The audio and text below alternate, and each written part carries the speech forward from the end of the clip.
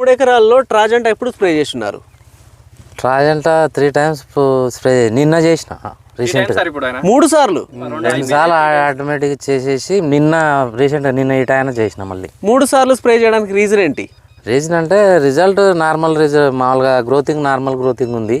అంటే న్యాచురల్ గ్రోతింగ్ ఉంది, మామూలుగా బయో మాదిరిగా పూర ఇది కాకుండా ఓకే బాగానే ఉంది. అందుకే మళ్ళీ నిన్న ఈ టైం ఫస్ట్ టైం స్ప్రే చేసినప్పుడు ఏం తేడాలు గమనించినారు? తేడా అంటే గ్రోతింగ్ ఉంది, మామూలుగా ఎర్రనల్లి కానీ తామర బ్లాక్ త్రిప్స్ కానీ అవి అటువంటివి కంట్రోల్లోనే ఉన్నాయి. అందుకని కంట్రోల్లో ఉన్నాయి. ఫ్లవరింగ్ ఇదేంది, పూత వచ్చిన తర్వాత కాపు మారిపోతా ఉందా? సెట్ అవుతుంది, ఇబ్బంది ఏం లేదు. బాగానే ఉంది. గమనించండి, అక్కడ రైతు 3 సార్లు స్ప్రే చేశాడు. అన్నస్వామి గారు ఆయన 3 సార్లు స్ప్రే చేశారు. ఈయన 2 సార్లు స్ప్రే చేస్తున్నాడు. ఆల్రెడీ 3వ సారి స్ప్రే చేయడానికి సిద్ధంగా ఉన్నాడు. ఓకే, అంటే 3వ రోజు రౌండ్ కొట్టి కూడా 4 రోజులు అవుతుంది. ఇప్పటికే తేడా ఉంది మిరప తోట, ఇబ్బంది ఏం లేదు కదా. సో మిరప పంటలు ఇలా ఉంటే అండి దిగుబడి కంపల్సరీ బ్రహ్మాండంగా వస్తుంది, అందులో డౌటే లేదు. సో 2-3 సార్లు స్ప్రే చేసుకుంటా ఉన్నారు. ఇప్పుడు దీంట్లో నల్ల తామర అనే సమస్య లేదు, ఎక్కడ క్లియర్గా ఉంది, మొత్తం తోట నీట్గా నల్లగా ఉంది.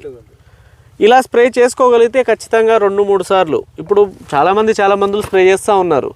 అవన్నీ చూసిన తర్వాత లాస్ట్కి ఇక్కడికి వచ్చి ఆగుతున్నారు. ఆ సంగతి ఇప్పుడు మీరు చూసే తెలుస్తుంది. 2 సార్లు 3 సార్లు ఫస్ట్ లాడే స్టార్టింగ్ సార్. ఓకే, ఇంతవరకు దగ్గర కనీసం 10 రౌండ్లు కొట్టింటున్నాను.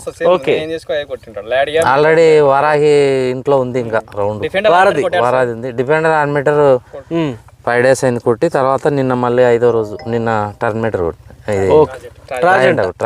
ట్రాజెంటా స్ప్రే చేసినారు. ఓకే, 3 సార్లు. వైటాలిస్ వైరస్ కి చాలా బ్రహ్మాండంగా పనిచేస్తుంది, అందులో డౌట్ లేదు. వైటాలిస్ ఉంది, కొట్లే, అది ఇంకా చాలా రోజులు అయితే ఇచ్చింది. అయితే ఇప్పుడు ఇన్ని మందులు స్ప్రే చేస్తా ఉన్నారు కదా, ఈ ఇన్ని మందుల్లో ఏదైనా ఒక మందు బాగాలేదు, ఈయన చెప్పే మందులు బాగాలేదు, మామూలుగా ఈ ప్రోడక్ట్ అయితే బాగాలేదు అనేది ఏం లేదు. రిజల్ట్ ఒకదాని మించినట్టు ఒకటి ఉన్నాయి. వారధిలో మాత్రం చెప్పా అంటే కొట్టేస్తాం సార్.